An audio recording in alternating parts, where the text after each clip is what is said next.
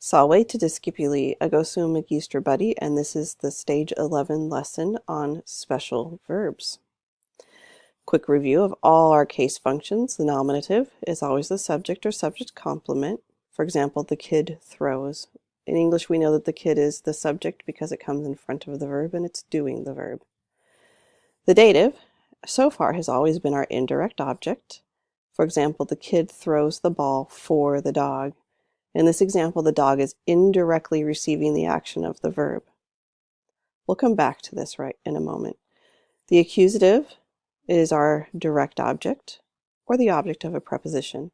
An example of a direct object use is the kid throws the ball for the dog. In this example, the ball is directly receiving the action of the verb. It's what's being thrown. The ablative is our object of a preposition. For example, the kid throws the ball over the house. Over is a preposition because it's showing position. The house is the object of this preposition. All right, let's go back to this occasionally direct object. Basically, Latin has what we like to call special verbs, and those special verbs like to use the dative as their direct object, which we'll talk more about in a moment. So English relies on word order to indicate function. Latin relies on endings to indicate function. Make sure you know these endings. So how are you going to know when you're looking at a verb that takes the dative as a direct object? Part of it is you just need to memorize them. So in the vocabulary checklist moving forward, they will always tell you plus dat if it's a special verb. Likewise, in the flashcards, I tell you plus dat if it's a special verb. Quick review of our endings. So the first declension, 99% feminine, unless, of course, it's a profession. I, I, is, os. Second declension is masculine, us, o, is, os. Third declension can be masculine or feminine, ad, ace, ibus, ace. And here are 3 of our newer words in the charts. Go ahead and study them. Make sure that you're able to plug in words with the endings as well. All right, let's give it a try. As usual, if you're looking at an accusative or an ablative and it's going with a preposition, put parentheses around it, set it aside as a prep phrase. If it's an action verb, put a V over it. If it's a linking verb, put an LV over it. If it's nominative, mark it as your subject. Unless, of course, it's following a linking verb, it's your subject complement. If you're looking at an accusative and it's not in a prep phrase, mark it as your direct object.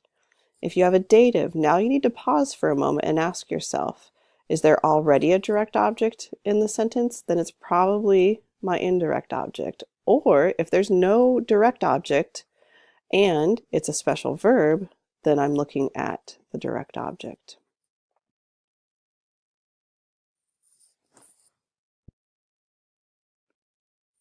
All right, so we have mercator, metelli, togam, tradidit. Mercator is nominative singular. Metelli, this could be dative singular, this could be nominative plural. So which is it? Well, the fact that we have a definite nominative here tells us that this has got to be the other option. Plus, we can double check with the verb. In order for this to be the subject, the verb would have to be plural, because this would be plural nominative, but we have a singular verb. So both of those confirm that mercator is our subject, metelli as a dative singular is our indirect object, togam is our direct object, tradidit is our verb. Now, how did I know that this dative was an indirect object? Well, I already have a definite direct object, and tradidit is not a special verb. Grumio canam hospitibus parabat. Okay, so grumio is definitely nominative. That's our subject. Canam is accusative, and it's not going in a prep phase, so it's our direct object. Hospitibus, this is dative. We already have a direct object, and parabat is not a special verb, so that's our indirect object. Parabat, our action verb. Grumio was preparing dinner for the guests. All right, mercatores agricolis respondent. Okay, so we've got an ES here. That could be nominative or accusative, plural. Agricolis.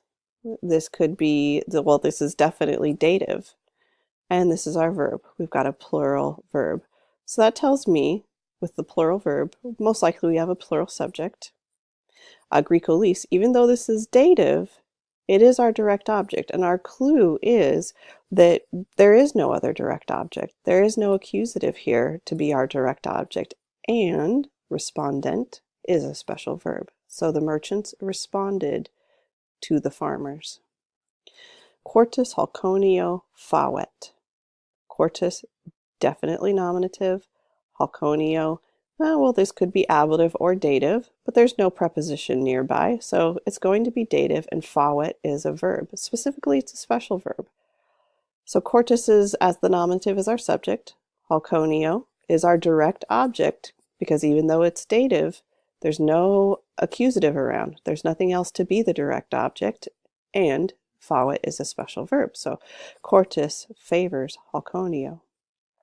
Nos pistori credimus. Nos is nominative. Pistori, this is a third declension noun, so that accented I is dative. Credimus, this is a verb.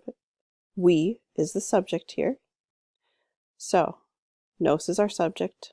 Pistori is our direct object because of two reasons. First of all, there is no accusative around to be the direct object. And secondly, credimus is the a special verb. All right, discipuli, remember, English relies on word order to indicate function. Latin relies on endings to indicate function. So make sure you know your endings so that you can properly decode the Latin. Volley to discipuli.